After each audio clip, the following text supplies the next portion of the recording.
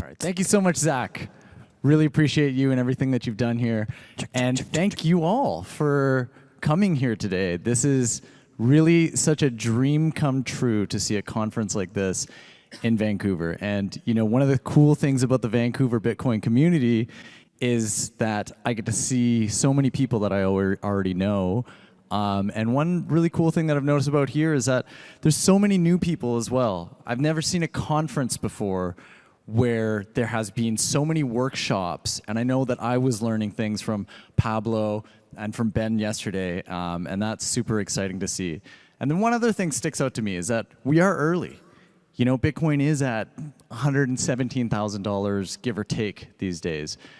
But at the same time, you know, I can see a world in a couple of years where there's going to be so many more people that are going to be wanting to learn about Bitcoin.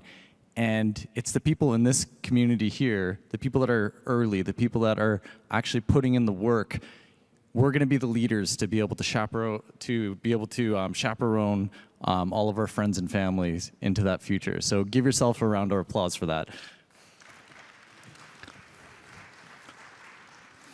So yeah, I'm super stoked to be on this panel. I've never hosted a panel before, so please bear with me. I'll do my best. So yeah, I mean, we got a little bit of introductions, but I want to follow that up with the panelists talking about who they are, what they do, and how much Bitcoin they own.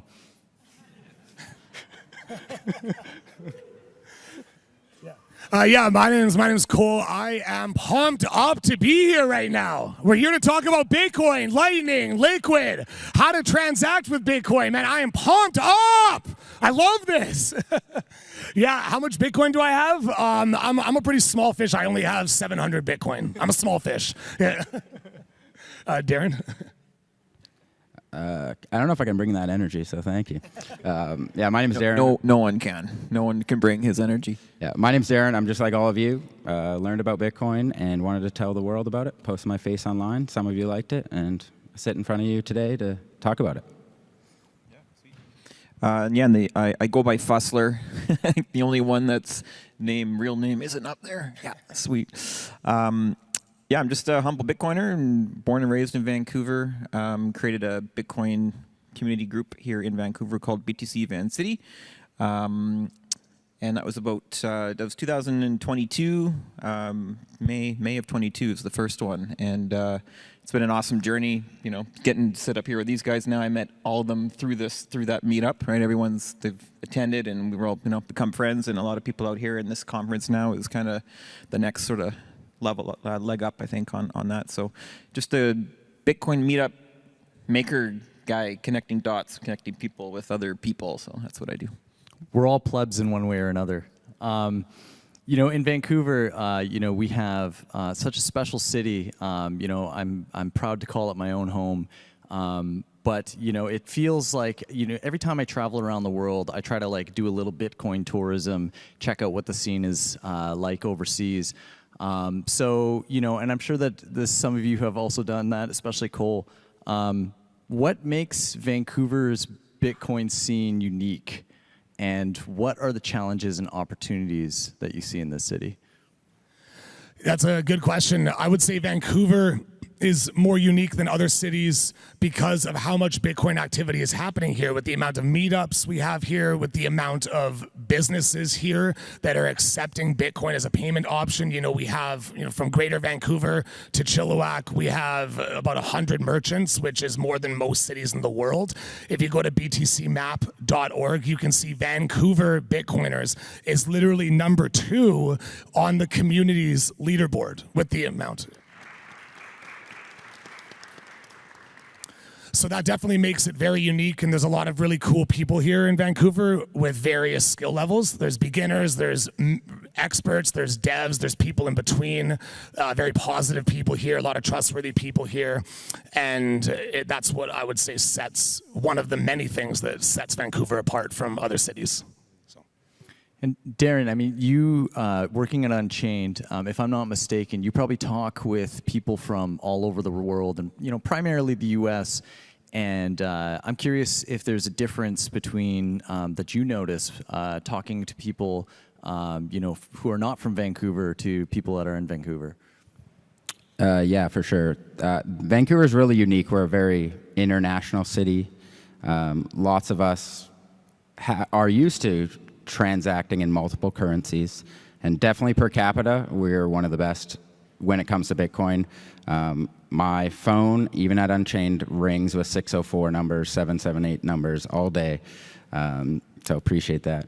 And it's what we've built. Look around what we've built. We have the news here talking about how we are going to be heating our pools with Bitcoin mining. We have businesses, even the mayor, Kim, he is here today talking about Bitcoin. So we are a very unique city. I think we are geographically, like the international population we have here is just a great melting pot for Bitcoin. And thanks to everybody here, that's why we've been successful. And that's exactly what I was going to say. I think it's the people. I think it comes down to the community that we have here. Like, I'm now doing the meetups for 3+ years. I've met every single, from plumbers to tattoo artists to doctors to lawyers to like every walk of life, and they all show up. The community in Vancouver is crazy. They're ready. They want it to succeed. Cole's a good example of that. He's out there banging on doors and so are all we, right? We're also trying to get businesses to accept it and just kind of push it forward. And so I think it's the people. And I talk to other meetup hosts as well in other cities across Canada and different places. And like Toronto, for example, speaking to some meetup people there, some owners there that they're like, what do you like? They try and figure out what are we doing? Like, why is it so good in Vancouver? Where are you getting all the people? Like it's Toronto's. I don't know how was it 5x Vancouver, whatever it is, however much bigger it is. They don't have the same sort of connected scene like we do. So I think it's the people. I think that's what sets us apart for sure. Totally. And one thing that is like I've always wondered about this question about why is Vancouver have such a scene, right? And I always think that it has something to do with like you need a problem to solve, right? Like unless, like to Deanna's point in the last presentation, like what problem are you solving with Bitcoin? And Vancouver's a place that has had such high inflation, not just since COVID, like for the last 20 years. It has become more and more inaccessible for people to get into the real estate market. And I wonder if there's some sort of connection between that and how many people are into Bitcoin here. I think so. I mean, besides taxes being your biggest expense, your home is the next one, right? Rent and the cost of your home is just ridiculous how expensive it is. So I think that probably sparks some people to look in other areas, like how can I get ahead? What can I do that can maybe help me? Not get 0.5% in my savings account. Like what else is out there, right? And Bitcoin answers that for sure. So. Yeah. So Fustler, when other people reach out to you and ask you about the community that you have helped build in Vancouver, what types of advice or pointers do you share with them? Like how can people do what you've done here in Vancouver in other places in the world? It's funny because it's not a difficult recipe. It's like first of all you gotta want to. Okay, well I'll just speak from how it happened to me, right? I got into Bitcoin around 2020-ish, kind of through lockdowns and that whole era.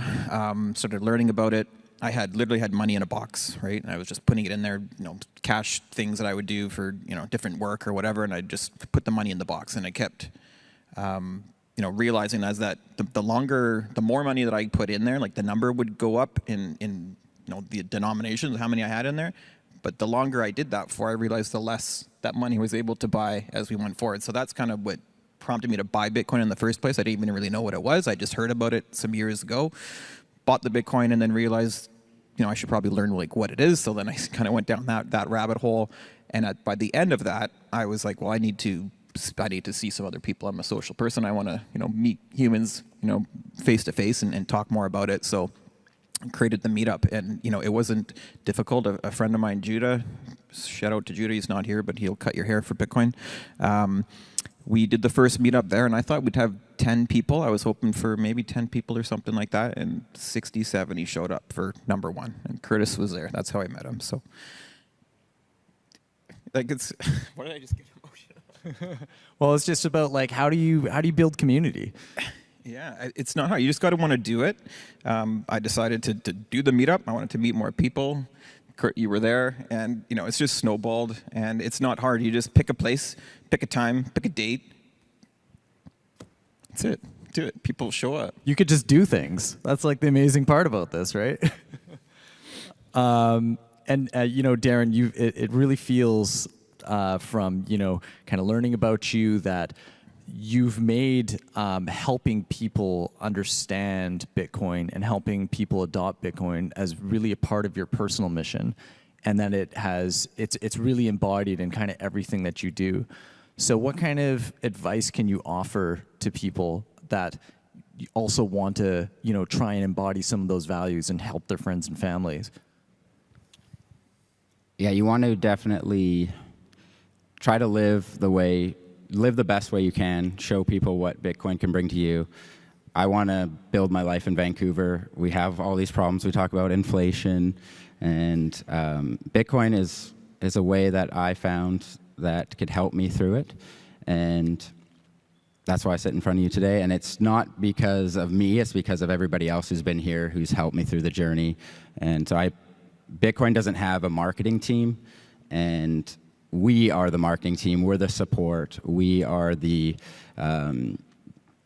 customers at the end of the day as well. So it's up to you to pass it on. Maybe not shout it in somebody's face, and it's a little culty, but to be there when somebody needs the answer, to be a good representation, to see how it improves your life, and somebody will hopefully see that maybe it will help me or my business as well. And that's seems to have been worked so far. Seems to have worked so far. Totally. So, quick question for the audience: how many people, show of hands, how many people in this room have spent Bitcoin with a merchant in Vancouver before? That's a lot of hands. That's a lot of hands. All of them. That's a lot of hands.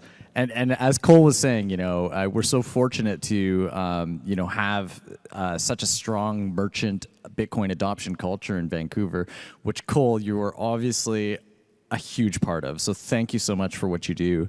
And it's funny because you always hear people from other cities talking about they are looking to try to onboard merchants, trying to get people to accept Bitcoin, trying to start circular economies.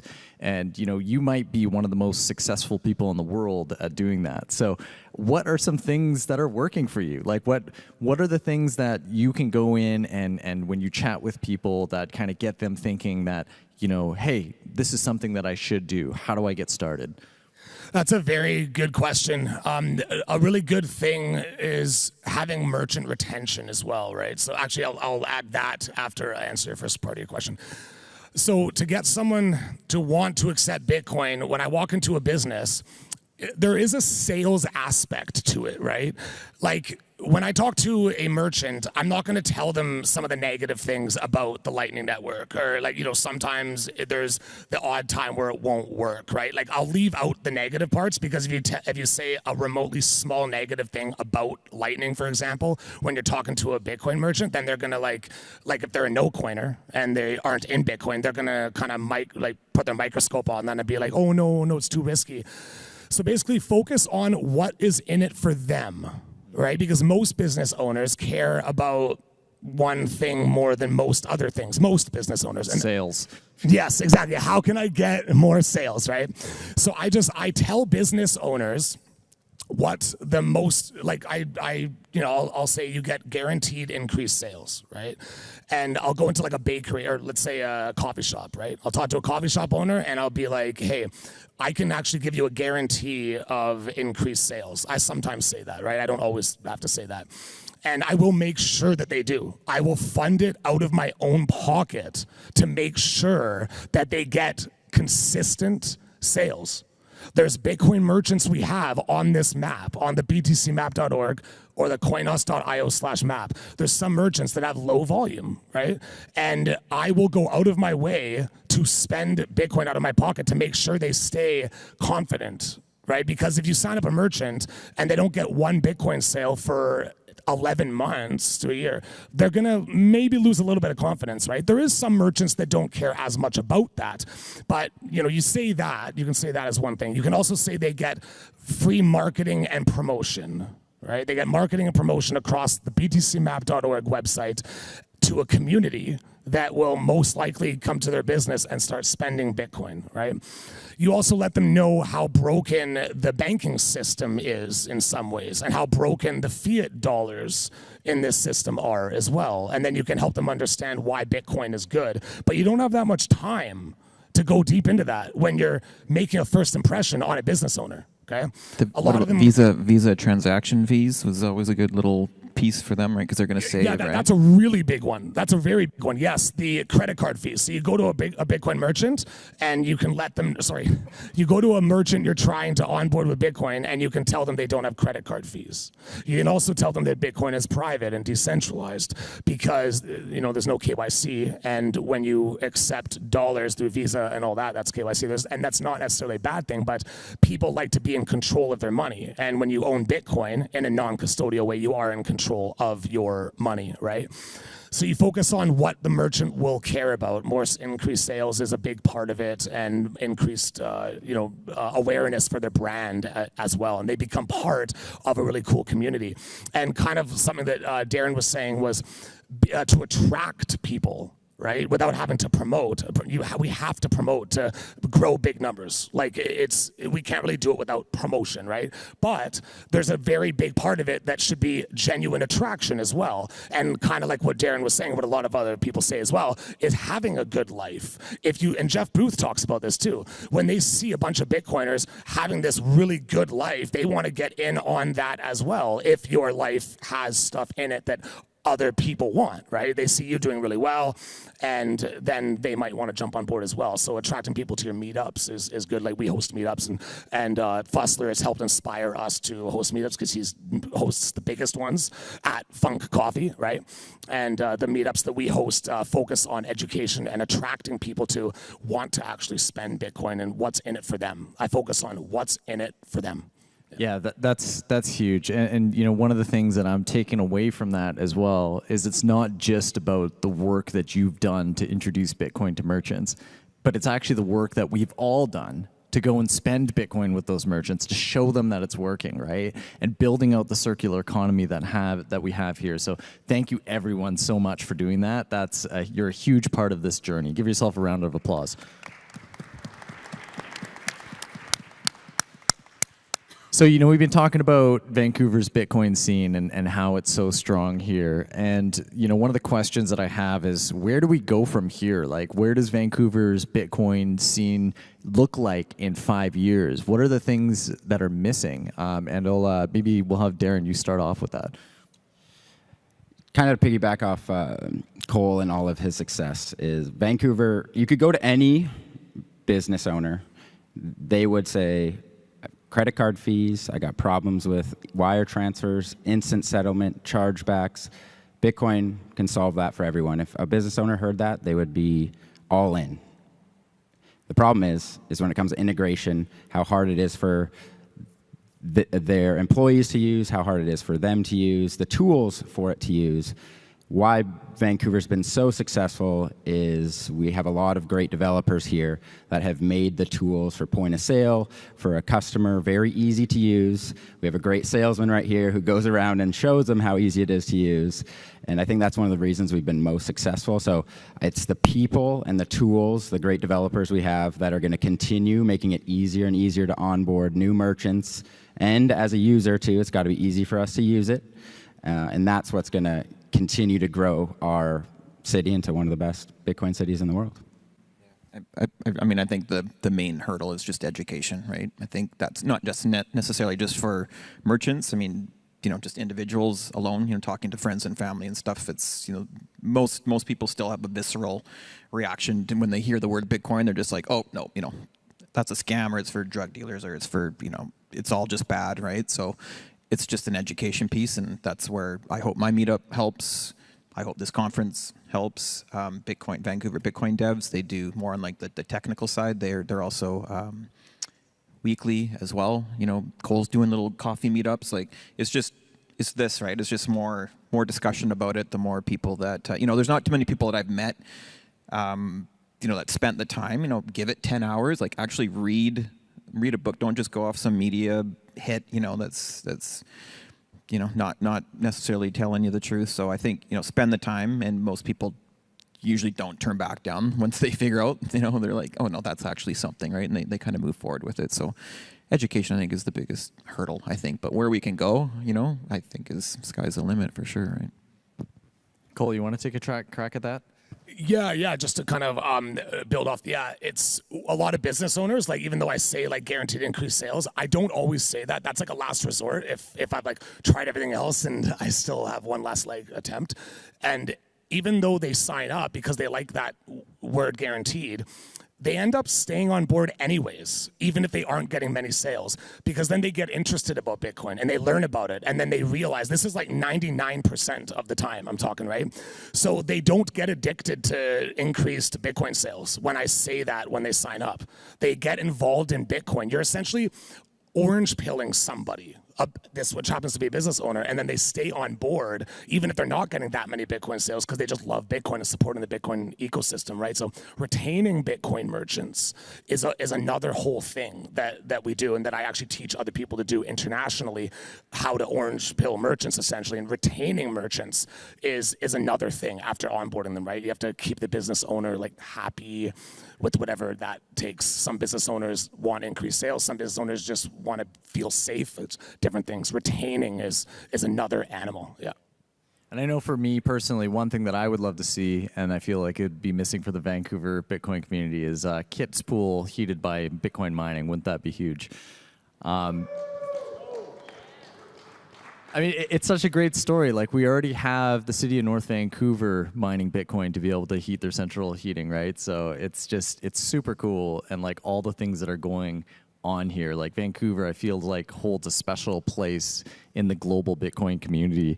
One thing about that's an interesting dynamic in Vancouver is it's a lot of people, they kind of see the city, it's beautiful, they want to live here, they want to grow here. But one of the challenges is that it's tough, right? Like, we don't have, the $250,000 of a year jobs that allow you to be able to get a salary that is able to, be able to sustain, a mortgage of that sign. And I know that one of the things that the reason why Mayor Sim got into politics in the first place was the fact that he wanted to make a better city for his kids. And so how do we address these incentives that are in place that are causing this brain drain where someone's like, I don't know if I'm going to make it in Vancouver. How can I, how am I going to build a sustainable life for myself? Like, what are some of the things that we can do in order to make Vancouver a more livable city? Maybe we'll start with you, Fustler. It's a tough one. It's a big question. Big question. Yeah, honestly, I don't even know where to really start with that. It's a tough one. I think I believe Bitcoin is like a bottom up, like grassroots up. So I think we just continue to do what we're doing, and I think the top down's going to have to recognize, and they're going to get Bitcoin at the price they deserve when we get to that point. So I think we just keep building the community, doing it from the ground up, and keep doing what we're doing. Get more businesses, what Cole's doing, and kind of get our evangelists out there and speaking to more businesses and letting them try and see that orange light a little bit. So yeah, I think just ground up, just keep building from the ground up, and I think that'll end up taking care of the top as we get going. Darren, do you want to have a crack at that? Yeah, let's continue to make Bitcoin easy, usable, accessible, approachable. I'm a perfect example. I could leave Vancouver, my home, and go work in the U.S. tomorrow if I wanted. And I want to stay here and continue the success that we've built today, and prove that we can keep our brains here. Well, I'm not much of a brain, but maybe a little bit one. Here, and because of all the success we built on. And I think it's a great city. We should be proud of what we built so far. We have the mayor. We have, again, the pools are being heated by Bitcoin. This is going to be a great place to be. Yeah, awesome. So, we have a couple minutes left here. So, I want to ask you guys, what are some of the interesting ways that you have used Bitcoin in your life other than just holding it? Cole, why don't you start? Yeah, I'm a very strong believer in Satoshi's white paper, right? I'm a strong believer in carrying out Satoshi's vision on the white paper. What's the first line of the white paper? Peer-to-peer cash. Yeah, peer-to-peer electronic cash, right? So I believe in using Bitcoin in a peer-to-peer way, person-to-person way, like cash, like money, right? So a way that someone can use Bitcoin is as a spending vehicle as cash. So some people say, oh, well, I don't want to sell my Bitcoin. Well, here's the thing. When I go to Funk Coffee, your place, and I buy a coffee, I'm not selling my Bitcoin on a market sell on an exchange, for example. It's just trading hands. That Bitcoin's not technically being sold on the market. It's going from my Bitcoin wallet to your Bitcoin wallet, right? So then some people say, well, I don't want to miss out on Bitcoin's price going up or whatnot, right? Well, then I tell people spend and replace. Spend and replace. That's what I live by, right? So when I spend my Bitcoin at Funk Coffee, I will replace it with any other fiat I have because I'm not 100% on a Bitcoin standard, but I look forward to that day when I am 100% on a Bitcoin standard. But I like to hold the majority of what I have in Bitcoin, right? So when I spend it, I'm not missing out on Bitcoin's price appreciation. Bitcoin's decentralized, and when I spend a decentralized money, it's private, right? And it's also a hedge against inflation. It's the greatest hedge against inflation that mankind has ever seen, so much so that it beat Apple, Amazon, Google, Microsoft, at reaching $1 trillion market cap. It beat them in the time span that it took to reach $1 trillion market cap. So it's that good of a hedge against inflation that I'd rather use Bitcoin as my spending vehicle instead of fiat that only goes down in value over time. Yeah, so we got holding, we got spending. Anything else from you, Darren? So I think You're not Darren. He's got the notes. Let him go.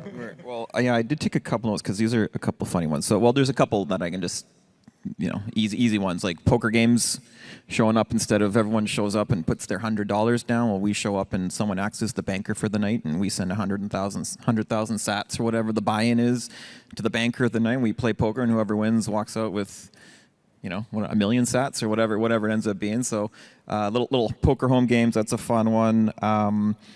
Art auctions. There's a great site, scarce.city or whatever it is. Yeah, they do like auctions. So, I've bought different art pieces and stuff using Bitcoin.